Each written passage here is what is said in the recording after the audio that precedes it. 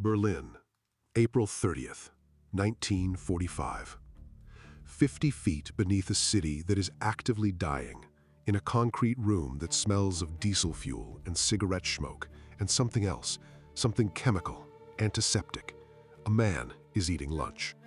Outside, the Soviet Third Shock Army is less than 500 meters away. The artillery has been constant for days. Every few minutes the ceiling shudders. Dust falls from the joints between concrete panels. Nobody looks up anymore. The man eating lunch is Adolf Hitler. He is 56 years old. He looks 20 years older. His left hand trembles so badly he keeps it below the table. He is having vegetable soup, taken with two of his secretaries, Traudl Junge and Gerda Christian. There is almost no conversation. In approximately 3 hours, he will be dead. This is not the story most people know. The broad strokes, the bunker, the gunshot, April 30th, those are in every history book. But the specific truth of those final hours, the sequence of events, the people in that room, the decisions made in the last 24 hours of his life, and what happened in the 90 minutes immediately after his death, that story has been misreported, partially suppressed, and in several critical details, simply wrong. This is what actually happened. To understand the final hours, you first have to understand the place. The Führer bunker was not one structure. It was two, connected by a staircase. The older section, built in the early 1930s beneath the Reich Chancellery, was used primarily for staff. The newer section, finished in 1944 and sitting roughly 16 feet deeper in the ground, is where Hitler lived and worked in the last months of the war. 30 rooms total. Ceilings of reinforced concrete between 6 and 8 feet thick. A diesel generator that ran constantly, which is where the smell came from. By April 1945, the bunker housed somewhere between 500 and 600 people cycling through at any given time. Military aides, SS guards, secretaries, cooks, telephone operators. People slept in shifts. The corridors were always crowded. Despite being underground and Berlin burning directly above them, there were dinner parties, there was champagne. There was, by multiple accounts, a surreal normalcy that visitors found more disturbing than the bombing itself. There were several people whose presence in that bunker in the final days would shape everything that followed. Heine Eva Braun had arrived in mid-April against Hitler's direct orders. He had told her to leave Berlin, to go to Berchtesgaden in the Bavarian Alps where it was safer. She refused. She was 33 years old. She had been Hitler's companion for over a decade, kept almost entirely hidden from the German public, unknown to most of the world. In those final days, she was described by everyone who saw her as composed, almost eerily calm. She wore a black dress. She drank champagne. She danced with officers in the corridor outside the map room while artillery shook the walls above. Martin Bormann was Hitler's private secretary and the most powerful man in Germany that most people had never heard of. He controlled access to Hitler completely. Every document that reached Hitler passed through Bormann. Every visitor was filtered through Bormann. In the chaos of the final days, as generals and ministers fled Berlin one by one, Bormann stayed. He had his own reasons for staying and his own plans, and they were not entirely aligned with the man he served. Heinz Krebs was the last chief of the Army General Staff. Every day he delivered military briefings to Hitler in the map room. By late April, these briefings had become a kind of collective fiction. Armies that existed only on paper were being moved across maps. Relief forces that had already been destroyed were being described as advancing. Krebs knew this. Hitler, on some level, knew this. The briefings continued anyway. And then there was Heinz Linge. He was Hitler's personal valet. He had served him since 1935. He laid out his clothes, prepared his meals, controlled the physical details of his daily existence. He was one of the last people to see Hitler alive and one of the first to enter the room after his death. His testimony, given first to Soviet interrogators and then later to Western historians, is one of the most important primary sources about what happened on April 30th. It was also suppressed, dismissed, and contradicted in ways that matter enormously to the historical record. We will come back to Linga. April 29th, 1945, one day before. At approximately midnight, in the map room of the lower bunker, Adolf Hitler married Eva Braun. The ceremony was small. A city official named Walter Wagner had been located somewhere in the burning city and brought to the bunker to perform the civil ceremony. Wagner was a minor functionary in the Nazi Party apparatus. He arrived in a Volkssturm uniform, the last-ditch home defense force made up of old men and teenage boys. He was visibly shaken. The ceremony took less than 10 minutes. 2 witnesses signed the marriage certificate. Martin Bormann was one. Joseph Goebbels, the Reich Minister of Propaganda, was the other. Historians have generally treated the marriage as a sentimental gesture, a dying man wanting to formalize a relationship he had kept hidden for years.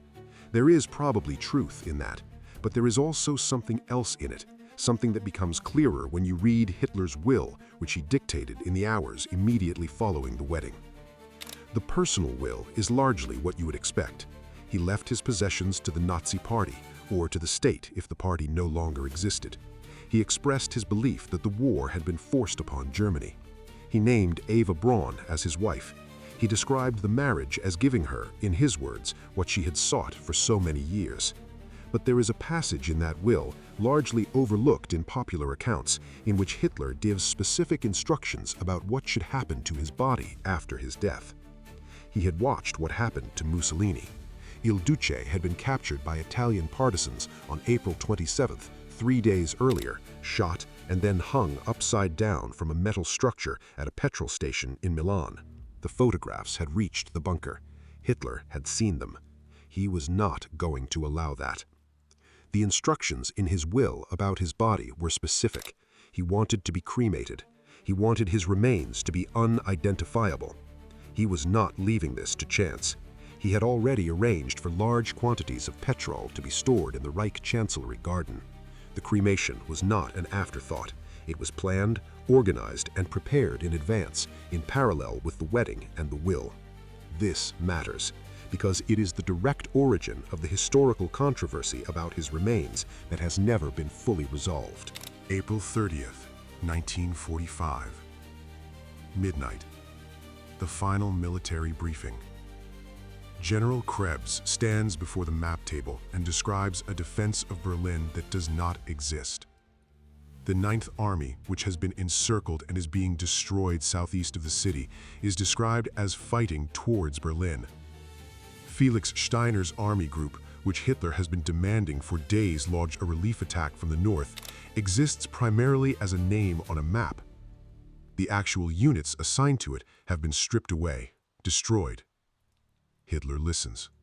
He asks questions about specific positions. Krebs answers.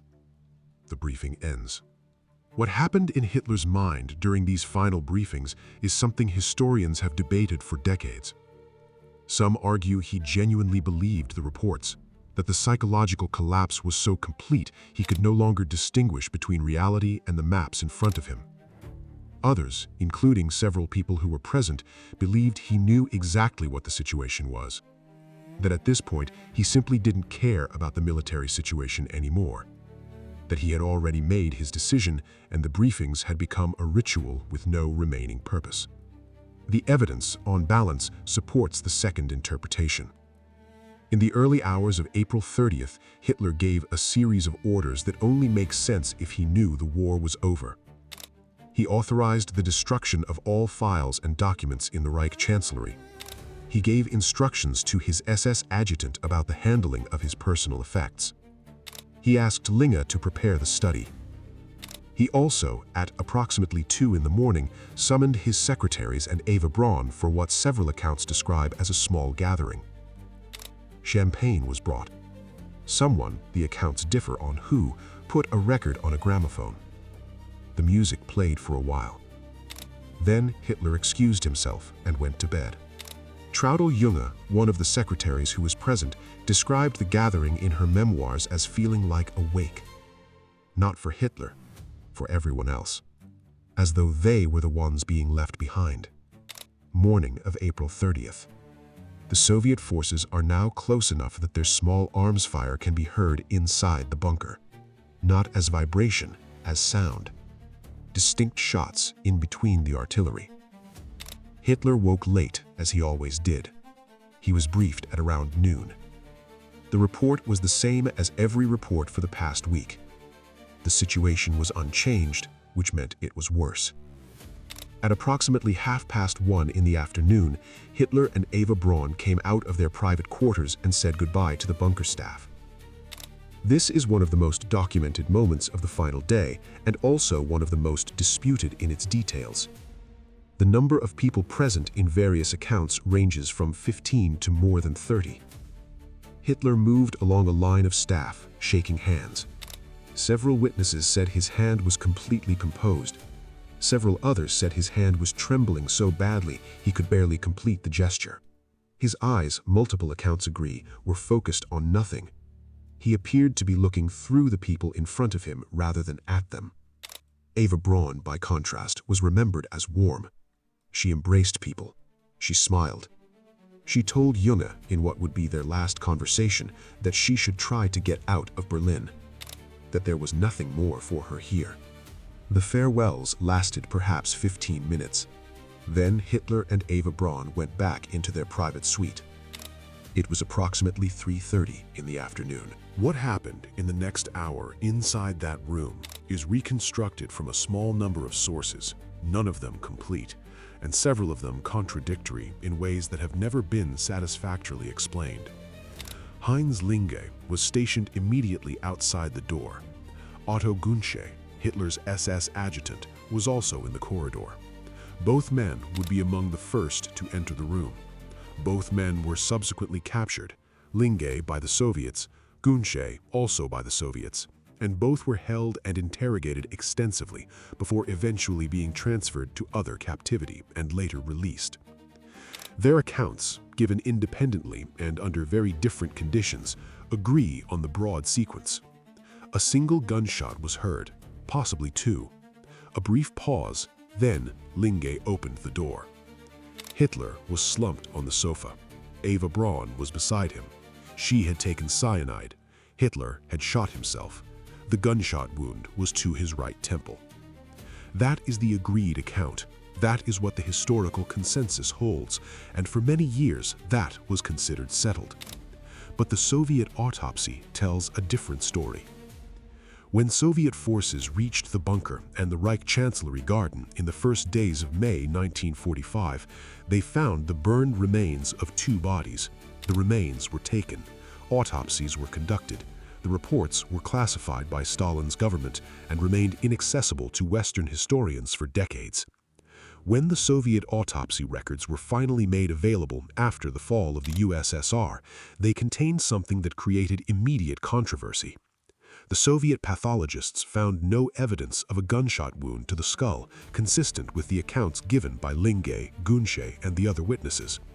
What they found was evidence of cyanide poisoning. The condition of the remains was such that certain conclusions were difficult to establish with certainty. The bodies had been partially burned, and the burning was uneven. But the Soviet report, based on its own forensic examination, concluded that death was most likely caused by cyanide, not a gunshot. This does not mean Hitler survived. It does not lend any credibility to the escape theories that have circulated for decades. Those theories are not supported by serious historical evidence and have been examined and rejected repeatedly by credible scholars. What it does mean is that the specific manner of Adolf Hitler's death, the detail that appears in virtually every account, the gunshot to the temple, the pistol beside him, may not be accurate. It may have been added to the witness testimony for reasons that are not entirely clear. Some historians believe it was a matter of perception in the chaos of the moment. Others believe it was deliberate, that a gunshot death was considered more dignified, more definitive, and that the witnesses shaped their accounts accordingly. The truth, based on current evidence, is that we do not know with certainty exactly how Adolf Hitler died. We know he died in that room on April 30th, 1945. We know cyanide was present and used. Beyond that, the record fractures. The 90 minutes following the discovery of the bodies were organized chaos. Linge and Gunsche carried the bodies out through the corridor and up the stairs to the Reich Chancellery garden. The petrol that had been stored there was brought out. The bodies were placed in a shallow depression in the ground. The petrol was poured over them. A cloth was lit and thrown from the bunker doorway. Soviet artillery was still falling on the city. The men who conducted the cremation did so under fire, retreating into the bunker entrance between salvos, coming back out to add more petrol when the flames died down. The burning took several hours. It was incomplete. The remains were buried in the garden in a shell crater. The Soviets found them 4 days later. The Führer bunker was sealed by the Soviets after the war. It was partially demolished in 1947. When East Germany was established, the site was built over and its existence was deliberately minimized. There was no memorial, no marker. The Soviet and East German governments had decided that the site should not become a place of pilgrimage. After reunification, when developers began work on what would become a car park near the Reich Chancellery, they uncovered the remaining bunker structure. The debate about what to do with it lasted years. Eventually, the decision was made not to restore or display it. A small information board was installed near the exit of the car park. It has a diagram, a few lines of text. Most people who park their cars there have no idea what is beneath them. The remains discovered by the Soviets in May 1945 were kept in various locations across the Soviet Union for decades, the full details classified. In 1970, on the direct order of KGB chief Yuri Andropov, the remains were exhumed from their then current burial site in Magdeburg, East Germany, incinerated, and the ashes thrown into a river. In 2018, French scientists were given access to teeth held in Russian state archives and confirmed through DNA analysis that the teeth were consistent with Eva Braun's known DNA profile. The analysis supported the conclusion that the remains found in the garden were authentic. But the teeth were teeth. The skull fragment the Russians had long displayed as Hitler's, the fragment with the gunshot wound that Soviet authorities had cited as evidence of a self-inflicted gunshot, was DNA tested in 2009 by American researchers. It was found to belong to a woman aged between 20 and 40. It was not Hitler's skull. Here is what that leaves us with. A man died in a concrete room 50 feet underground on April 30th, 1945. His death ended a regime that had killed tens of millions of people and destroyed a continent. The world needed the death to be confirmed, to be certain, to be final. The Soviets needed it. The Western Allies needed it. The German survivors in that bunker needed it. And so a story was told, a clean story, a gunshot, a sofa, a pistol. And because everyone needed that story to be true, almost nobody looked carefully at the places where it didn't hold together. The history of those final hours in the bunker is not a conspiracy. There is no serious evidence Hitler escaped. The historical consensus on his death is almost certainly correct in its broad conclusion. But the specific details, the ones that get repeated in documentaries and textbooks and films, are more uncertain than most people realize. The skull that wasn't his, the autopsy that contradicts the witnesses, the burned remains that could not be fully identified. These are not fringe claims. They are documented facts that mainstream historians acknowledge and that most popular accounts quietly ignore. History, even recent history, even history with living witnesses and physical evidence and thousands of documents, is never as clean as the version that gets told. That is perhaps the most important thing those final hours in the bunker have to teach us. Not about Hitler, about how we tell the stories of the people we most need to believe are gone.